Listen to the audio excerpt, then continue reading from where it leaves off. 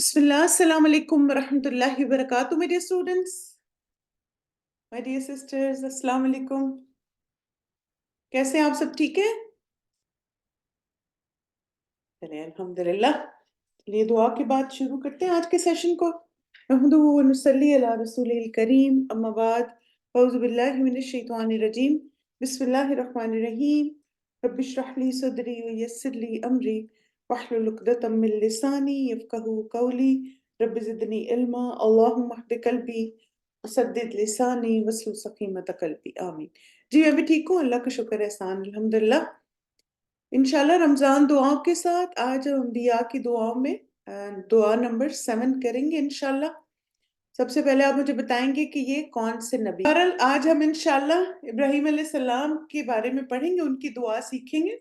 इब्राहीम अलैहिस्सलाम की कुछ सिफात जो कुरान में आई हैं, वो मोहसिन थे, नरम दिल थे, बर्दाश्त करने वाले थे, शुक्रगुजार थे और अल्लाह सुब्हानहू तआला के फरमाबरदार थे। और ख़ास तौर पर आप देखें कि एक बात जो उनके बारे में है कि इनकी औलाद में अंबिया थे ना, जैसे आपने देखा कि जितने भी अंबिया की चेन है वो इब्राहीम अलैहिस्सलाम से ही शुरू होती है। और इसी तरह इनको आग में फेंका गया था, फिर इन्होंने अपने बेटे के साथ मिलकर खाना काबा की तामीर की थी। अब आप देखें कि जब इब्राहीम अलैहिस्सलाम ने मक्का में जाके सेटल होने का वादा जैसे इरादा कर लिया, तो उन्होंने अल्लाह सुब्हानहू तआला से दुआ की। यानी अब आप थोड़ा सा इमेजिन करें कि इब्राहीम अलैहिस्सलाम जो है वो माइग्रेट करके मक्का में हैं और वहां पे किस तरह की दुआएं मांग रहे, क्योंकि हम सब भी बहुत मूव करते हैं ना, बाज़ दफ़ा एक जगह से दूसरी जगह, बाज़ दफ़ा एक मुल्क से दूसरे मुल्क। अब थोड़ा सा देखें कि उनकी दुआएं कैसी हैं जब वो मूव कर रहे हैं। और जब इब्राहीम अलैहिस्सलाम ने कहा, ए मेरे रब, इस शहर मक्का को अमन वाला बना दे और मुझे और मेरी औलाद को इससे बचा कि हम बुतों की इबादत करें, तो सबसे पहले उन्होंने एक महफूज शहर की दुआ की कि अल्लाह सुब्हानहू तआला उसको सेफ कर दे। आप देखें इस वक्त क्या दुनिया में कोई भी ऐसी कंट्री है जिसके बारे में कह सकते हैं कि वहां कोई क्राइम नहीं है, वहां कोई चोरियां नहीं होती, वहां पे किसी की जान को कोई नुकसान नहीं और माल को नहीं।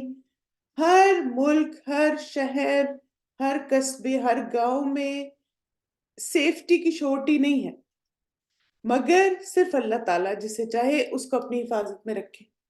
तो इब्राहीम अलैहिस्सलाम बड़े दूर अंदेश थे, उनको पता था कि अगर किसी जगह को कोई महफूज बना सकता है तो अल्लाह सुब्हानहू तआला है।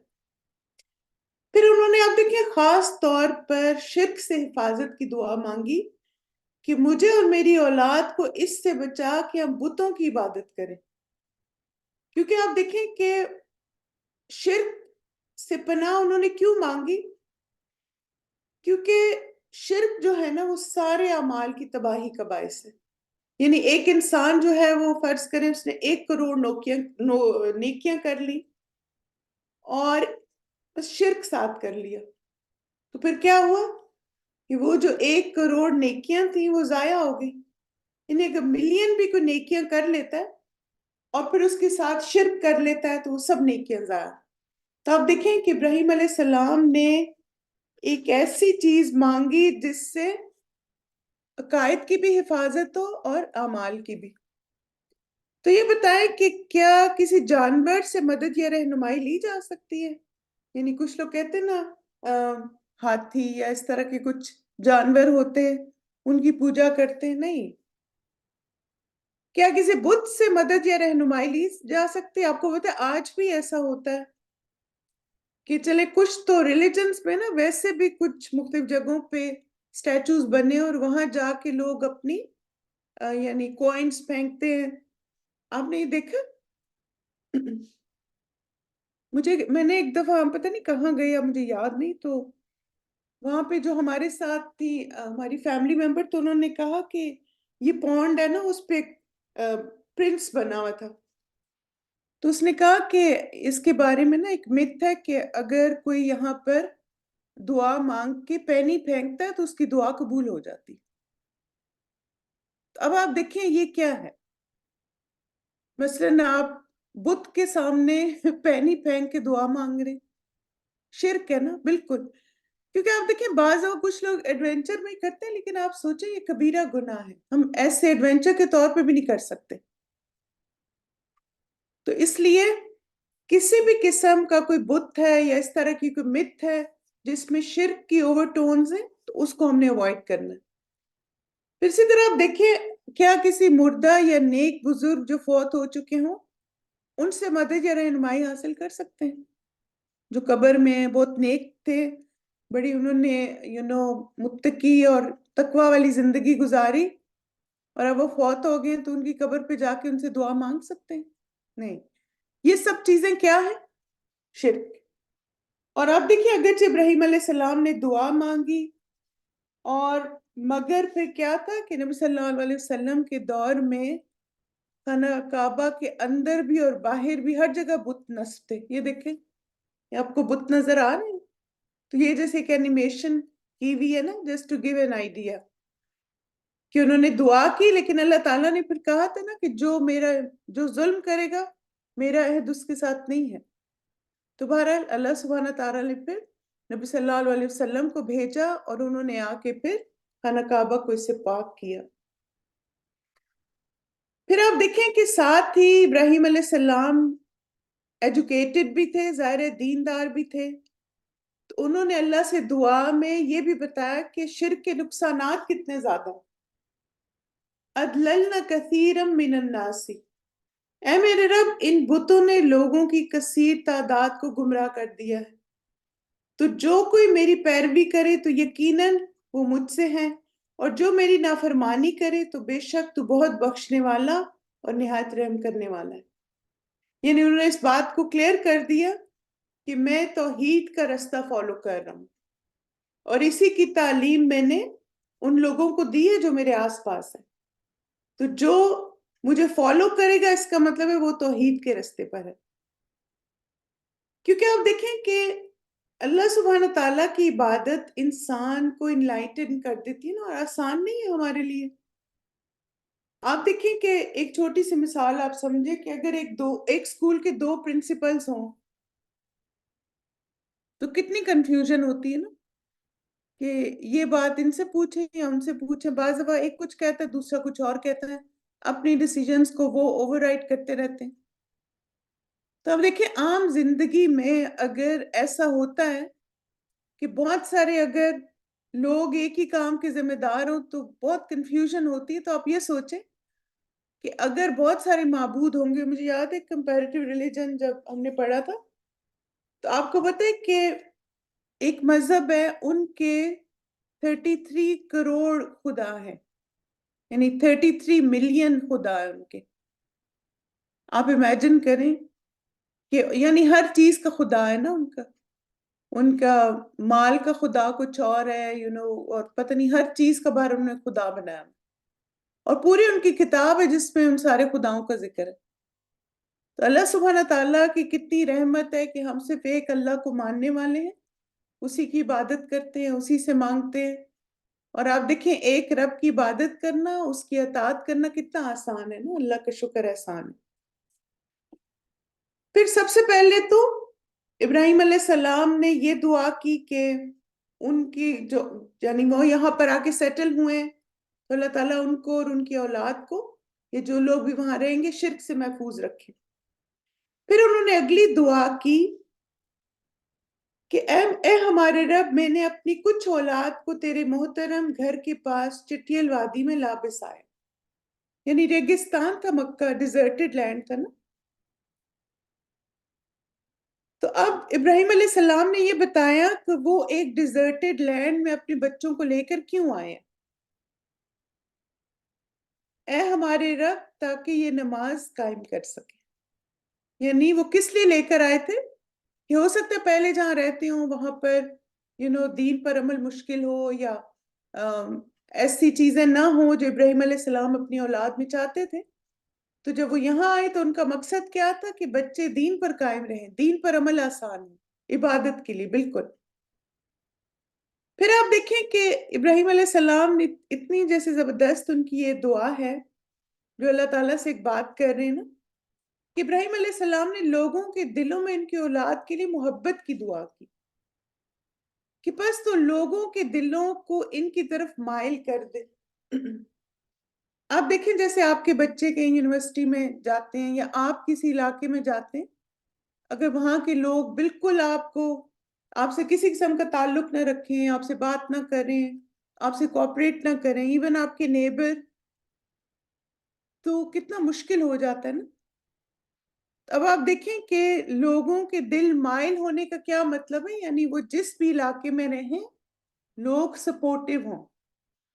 اب آپ دیکھیں کہ ہم کس طرح کی سپورٹ چاہتے ہیں ایز اے مسلم، کہ ہمارے لیے دین پہ عمل آسان ہو نا، یعنی ہم حجاب لیں تو کسی کو کوئی مسئلہ نہ ہو، ہم مسجد جائیں نماز پڑھیں کسی کو کوئی مسئلہ نہ ہو، حلال میٹ ہمارے لیے اویلیبل ہو۔ تو یہ تبھی ہوتا ہے نا جب لوگ سپورٹیو ہوتے ہیں۔ آپ دیکھیں کہاں پہ حلال فوڈ کے سٹور زیادہ ہوتے ہیں، جہاں مسلمان زیادہ ہیں نا، اور جہاں پہ مسلمان زیادہ نہیں ہوتے وہاں پہ ان کو کتنی مشکل ہوتی ہے۔ تو اللہ تعالیٰ وہاں کے لوگوں کو مائل کر دے، اور تاکہ وہ ہر معاملے میں سپورٹیو ہوں۔ پھر انہوں نے اللہ تعالیٰ سے پھلوں کے رزق کی بھی دعا کی۔ آپ دیکھیں کہ مکہ میں اس وقت چٹیل میدان تھا نا، تو ابراہیم علیہ السلام کی دعا کی وجہ سے آپ دیکھیں وہاں پہ پھل اگنا شروع ہو گئے نا۔ جیسے آپ دیکھیں اب کھجور بھی اگتی ہے اور بھی بہت سارے فروٹس اگتے ہیں، تو یہ ان کی دعا کی برکت سے ہوا۔ اور پھر ساتھ ہی انہوں نے کہا کہ یہ سب نعمتیں جب میری اولاد کو مل جائیں تو ان کے اندر شکر گزاری بھی آئے۔ اچھا یہ بتائیں کہ آپ نے جو ابھی سنا، جو دعا بھی تھی، ڈائلاگ بھی تھا ابراہیم علیہ السلام کا اللہ تعالیٰ سے، اس میں کیا بات آپ کو مختلف نظر آئی ان کی دعا میں، یعنی ان کے انداز میں کیا آپ کو مختلف نظر آیا؟ خیر خواہی ہے، شاباش۔ اور پھر آپ دیکھیں کہ ایک چیز جو میں نوٹس کر رہی تھی وہ یہ تھی کہ انہوں نے ہر ایسپیکٹ کو کور کیا نا، عقائد کو بھی، عبادات کو بھی، اخلاق کردار کو بھی۔ یعنی لوگوں کے دل مائل ہوں تو یعنی وہ تبھی ہوتے نا جب اچھے اخلاق اچھے کردار والے لوگ ہوتے ہیں، کیونکہ دیندار لوگوں کی طرف کون مائل ہوتے ہیں؟ دنیا والے تو مائل نہیں ہوتے نا، دین والے ہی مائل ہوتے ہیں جو اچھا اخلاق کردار رکھتے ہوتے ہیں۔ اسی طرح آپ دیکھیں رزق کی بھی فکر، کہ ظاہر آ کے رہیں گے تو کھانا پینا بھی چاہیے ہوگا۔ پھر ساتھ ہی آپ دیکھیں کہ یہ کہ شکر گزار بھی ہوں، ایسا نہ ہو کہ تکبر آ جائے ان کے اندر، اتنی ہر چیز اتنی ایزی ہے ان کے لیے۔ تو یعنی بہت ایک جامعیت ہے اور ایک دور اندیشی، جس کو آپ کہتے ہیں نا فار سائٹڈ ہو کے دعا مانگو۔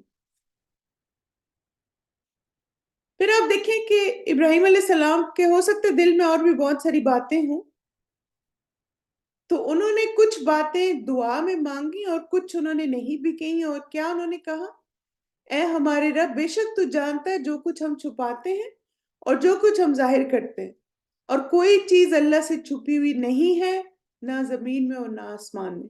یعنی یا اللہ جو میری چھپی ہوئی دل میں خواہشات ہیں وہ بھی آپ کو پتہ ہے، اور جو کچھ میں زبان سے مانگ رہا ہوں وہ بھی آپ کو پتہ ہے۔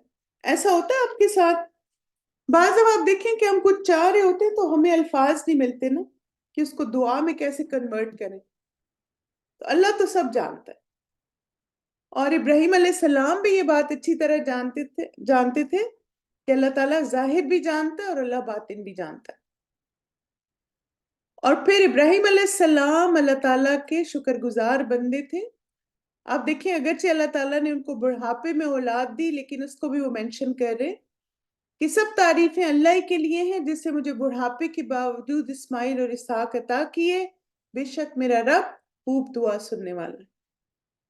یعنی یہ ساری نعمتوں کو مینشن کرنے کے بعد ابراہیم علیہ السلام نے پھر دعا مانگی، جو ہماری آج کی دعا ہے۔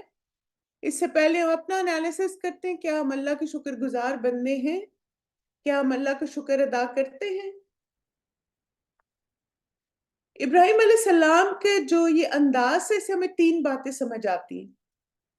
اللہ کی حمد کر کے اس کو شکر ادا کیا۔ جب بندہ اللہ کی تعریف کرتا ہے تو اللہ کی رحمت پاتا ہے۔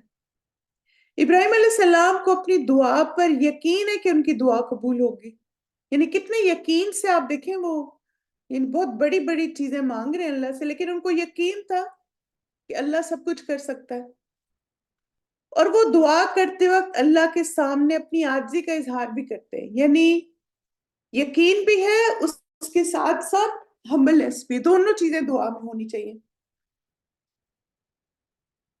تب ہم چلتے ہیں اپنی آج کی دعا کی طرف، اور آج کی ہماری دعا ہے ربی جعلنی مقیم الصلاۃ ومن ذریتی ربنا وتقبل دعا۔ اے میرے رب مجھے نماز قائم کرنے والا بنا دے اور میری اولاد میں سے بھی، اے ہمارے رب، اور میری دعا قبول فرما۔ یہ تو آپ سب کو آتی ہے نا دعا، الحمدللہ۔ تو انشاءاللہ اب آپ تھوڑا سا اس کو شعور کے ساتھ مانگنے کی کوشش کریں گے۔ چلیں پہلے اس دعا کی ریسائٹیشن سنتے ہیں، پھر اس کے بعد ہم کچھ امپورٹنٹ پوائنٹس دیکھتے ہیں اس دعا کے حوالے سے، ٹھیک ہے؟ بسم اللہ۔ رب اجعلني مقيم الصلاة ومن ذريتي ربنا وتقبل دعاء رب اجعلني مقيم الصلاة ومن ذريتي ربنا وتقبل دعاء رب اجعلني مقيم الصلاة ومن ذريتي ربنا وتقبل دعاء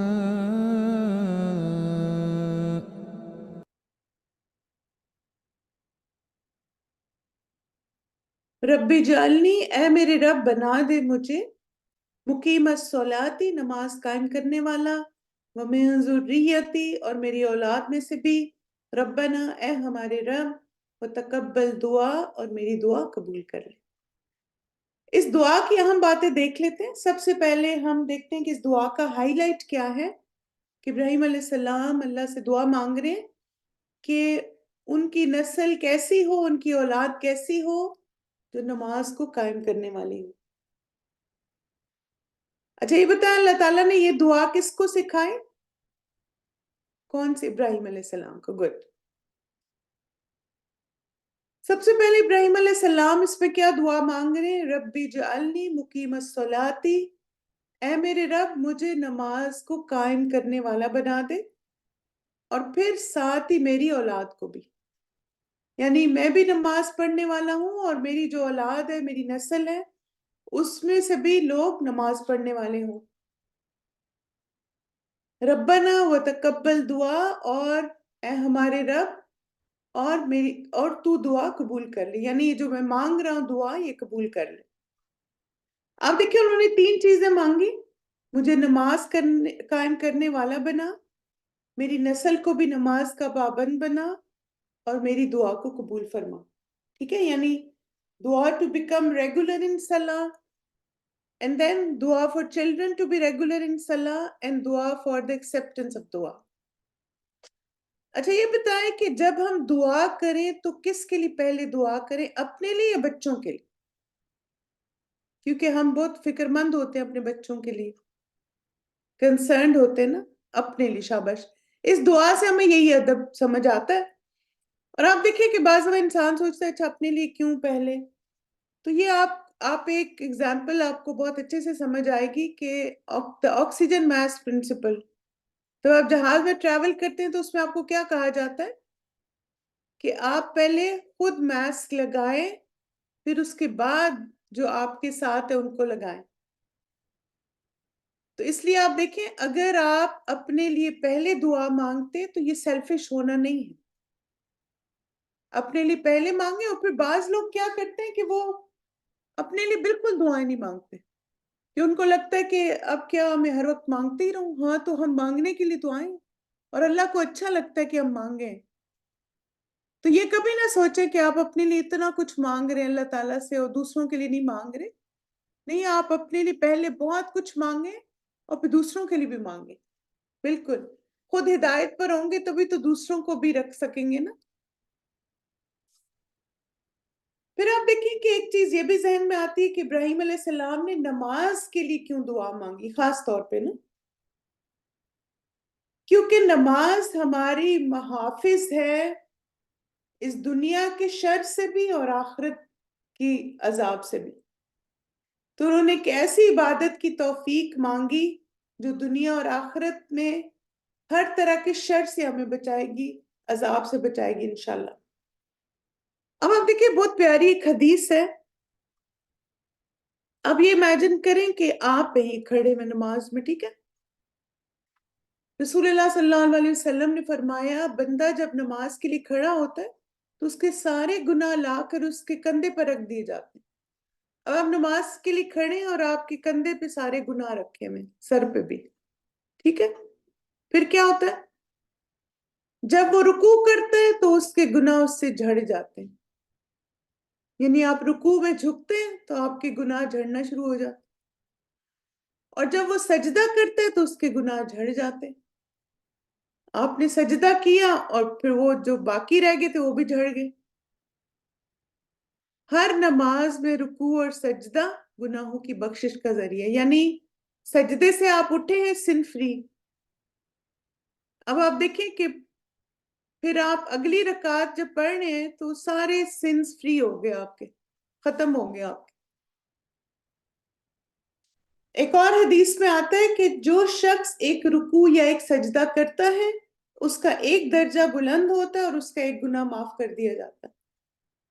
ہر دفعہ رکوع کرنے سے، ہر دفعہ سجدہ کرنے سے آپ کے درجات بلند ہوتے ہیں اور آپ کا گناہ معاف ہوتا ہے۔ پھر آپ دیکھیں کہ دوسری وجہ کیا ہے کہ ابراہیم علیہ السلام نے نماز کی دعا مانگی، کیونکہ قیامت کے دن سب سے پہلا سوال نماز کا ہوگا، اس کے بارے میں پوچھا جائے گا نماز پڑھی یا نہیں۔ اور پھر آپ دیکھیں جس کی نماز درست ہوگی کیا ہوگا اس کے ساتھ؟ سب معاملات درست ہو جائیں گے۔ یعنی آپ اپنی نمازیں اگر ٹھیک کر لیں نا تو آپ کی زندگی کے 90% مسائل خود ہی حل ہو جائیں گے انشاءاللہ۔ کیونکہ آپ دیکھیں کہ نماز کی درستگی ہمارے دنیا کے کاموں کو بھی درست کر دیتی ہے۔ آپ کو لگتا نہیں کہ آپ زیادہ آرگنائزڈ ہوتے ہیں جب آپ نماز پڑھتے ہیں؟ خاص طور پہ سسٹرز اس ایگزامپل کو بہت اچھے سمجھتی ہیں کہ جن دنوں نماز نہیں آپ پڑھتے تو کتنا سٹرگل کرتے ہیں ٹائم سے، کیونکہ آپ دیکھیں نماز ہمارے وقت کی بہترین مینجمنٹ ہے۔ اور آپ نے دیکھا ہوگا کہ آج کل آپ کا سارا اسکیڈول کیسے ہے، فجر سے ظہر میں یہ کام کر لوں گی، ظہر سے عصر میں نے یہ کرنا ہے، عصر سے مغرب یہ، مغرب سے عشاء یہ۔ تو بیسٹ ٹائم مینجمنٹ ہوتی ہے جب ہم نماز کی پابندی کرتے ہیں۔ اسی طرح آپ دیکھیں کہ ایک ریسرچ سے یہ بھی ثابت کیا گیا کہ جو نماز کی، جیسے آپ دیکھیں نا فجر سے ظہر سب سے لمبا ٹائم ہے نا، تو جب لوگوں نے فجر کے بعد کام شروع کیا اور پھر اس کے بعد وہ ظہر جیسے بریک ان کی ہوئی، انہوں نے ظہر کی نماز پڑھی، تو نماز پڑھنے کے بعد ان کی پروڈکٹیوٹی بڑھی، اور جو امپلائیز نماز نہیں پڑھ رہے تھے ان کے اندر ٹائرڈنس زیادہ تھی۔ یعنی انہوں نے کمپیئر کیا نا کہ کچھ لوگ لنچ بریک میں ایسے ہی گئے، کھانا وغیرہ کھایا، کچھ نے کھانا بھی کھایا اور نماز بھی پڑھی۔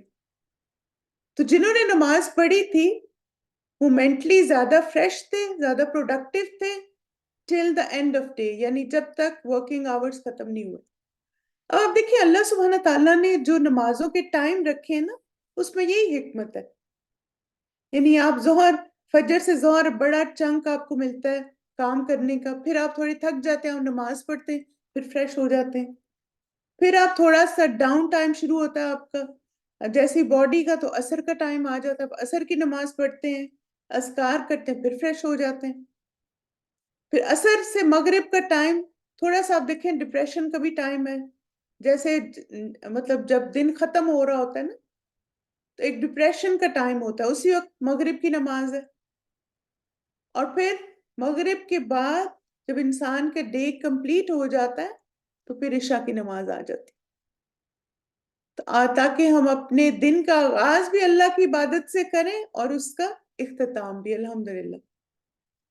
اب آپ دیکھیں کہ پھر ذہن میں سوال آتا ہے کہ مقیم الصلاۃ کیسے ہو سکتا ہے نا، یعنی نماز کو ہم قائم کیسے کریں۔ آپ دیکھیں کہ دو لفظ ہیں، ایک ہے نماز پڑھنا اور دوسرا نماز قائم کرنا۔ نماز پڑھنے کا کیا مطلب ہے کہ بس آپ ایک روٹین میں کچھ ورڈز دہراتے جا رہے ہیں، نہ پتہ ہے رکوع میں کیا پڑھ رہے ہیں، نہ پتہ ہے سجدے میں کیا پڑھ رہے ہیں. قائم کیسے ہوتی ہے نماز؟ سب سے پہلے اس کا آغاز ہوتا ہے وضو سے. تو آپ اچھی طرح وضو کریں پہلے، پھر خشوع سے نماز ادا کرنے کی کوشش کریں. جیسے آپ دیکھیں مثلاً ضروری نہیں کہ آپ کو بہت لمبی لمبی صورتیں اور آیتیں آتی ہوں تبھی آپ کی اچھی نماز ہے. آپ جو کچھ بھی پڑھ رہے ہیں نا نماز میں، ذرا سا اس کو کلیئرٹی کے ساتھ پڑھیں. جیسے اگر رکوع کر رہے ہیں سبحان ربی العظیم، سبحان ربی العظیم، سبحان ربی العظیم، یہ نہیں سبحان ربی العظیم، یہ نہیں کرنا آپ نے. اب آپ دیکھیں مجھے خود نہیں سمجھ آ رہی تو اللہ تعالیٰ کو آپ کیسی نماز اللہ کے لیے پڑھ رہے ہیں؟ اتنی جلدی کیا ہے؟ پریشانی کیا ہے؟ تو اس لیے سبحانک اللہم و بحمدک جب نماز شروع کریں تو جو پڑھ رہے ہیں نا اس کو ایٹ لیسٹ آپ خود بھی انڈرسٹینڈ کریں میں بول کیا رہی ہوں. بالکل الحمدللہ. پھر آپ دیکھیں کہ ایک چیز ہوگی آپ کی وضو نماز قائم کرنے میں ہیلپ فل ہے. دوسری چیز ہوگی کہ جو کچھ بول رہے ہیں نا اس کو فوکس سنیں بھی کیا بول رہی ہوں میں. بے شک تھوڑی سی اونچی آواز میں پڑھ لیں نماز، کوئی حرج نہیں ہے. پھر تیسری چیز ہے نماز کی پابندی کریں، وقت کی پابندی.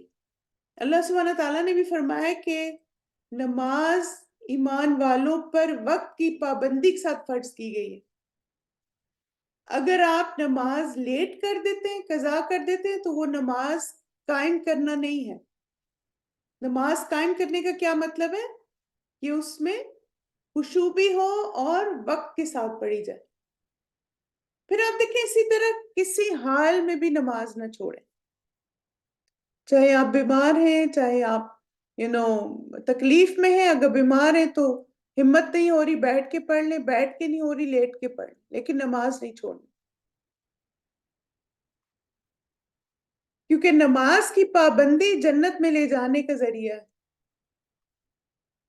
اب عبادہ بن صامت فرماتے میں نے رسول اللہ صلی اللہ علیہ وسلم کو فرماتے ہوئے سنا اللہ نے اپنے بندوں پر 5 نمازیں فرض کی ہیں، جس نے انہیں ادا کیا اور ان کا حق ہلکا سمجھتے ہوئے ان میں سے کچھ ضائع نہ کیا تو اللہ کا اس کے لیے قیامت کے دن یہ عہد ہے کہ اس کو جنت میں داخل فرمائے گا. اور جس نے ان کو ادا کیا مگر ان کا حق ہلکا سمجھتے ہوئے ان میں سے کچھ ضائع کیا تو اللہ کے اس کے لیے کوئی عہد نہیں، وہ چاہے تو اسے عذاب دے اور چاہے تو معاف کر دے. تو اس لیے آپ دیکھیں کہ ہلکا سمجھنے کا کیا مطلب ہے کہ یعنی کیجول سمجھنا. نماز کی امپورٹنس ہی نہیں پتا اس شخص کو. تو اس نے کیسے ادا کیا کہ اس نے لائٹ نہیں لیا اس چیز کو، کہ اس کو پتا ہے کہ نماز بہت امپورٹنٹ ہے، اس کو لائٹ لے کے میں نے اس کو ویسٹ نہیں کرنا. یعنی اپنا دن کا اسکیجول نماز کے مطابق بنائے. اور پھر اللہ کا کیا ہے ایسے شخص کے ساتھ کہ وہ جنت میں داخل ہوگا انشاءاللہ. تو اللہ سبحانہ تعالیٰ سے دعا ہے اللہ تعالیٰ ہم سب کو نبی صلی اللہ علیہ وسلم جیسی نماز سیکھنے کی اور ادا کرنے کی توفیق دے اور ہماری نمازیں ہماری آنکھوں کی ٹھنڈک بنے. آمین.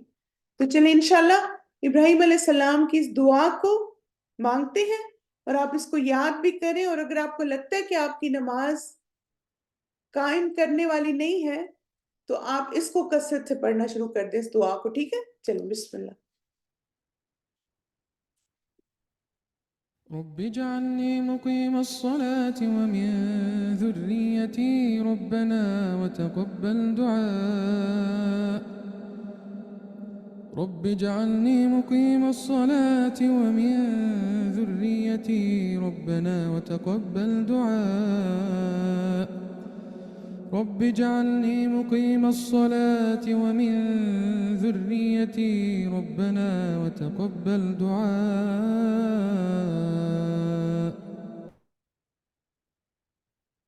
چلیں الحمدللہ یہ بہت ایزی دعا ہے. الحمدللہ بہت سے لوگوں کو آتی بھی ہے کیونکہ ہم نماز جب ہمیں یاد کروائی جاتی تو اسی دعا کے ساتھ یاد کرائی جاتی. ربی جعلنی مقیم الصلاۃ ومن ذریتی ربنا وتقبل دعاء. جزاکم اللہ خیرن کثیرہ مائی ڈیئر اسٹوڈنٹس، آپ سب کی پارٹیسپیشن کے لیے انشاءاللہ آپ سے کل ملاقات ہوگی ایک نئی دعا کے ساتھ. اپنا خیال رکھیے گا. سبحانک اللہم و بحمدک، اشہد ان لا الہ الا انت، استغفرک و اتوب الیک. السلام علیکم ورحمۃ اللہ وبرکاتہ. ویاکم آمین.